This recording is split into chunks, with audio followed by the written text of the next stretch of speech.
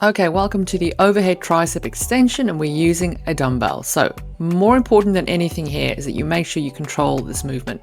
I've got my knees slightly bent, and the reason I've got my hand on my abdominals is to make sure that I'm actually contracting my abs as I exhale and extend the dumbbell overhead.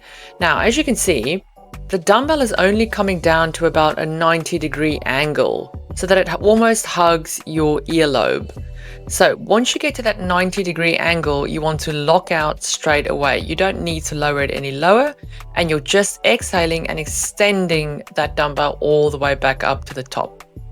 So make sure you keep that core nice and tight, keep the knees slightly bent to activate the core.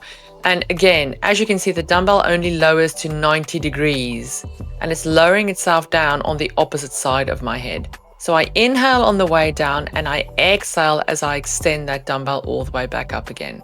Complete your full set of reps on the one side before you switch.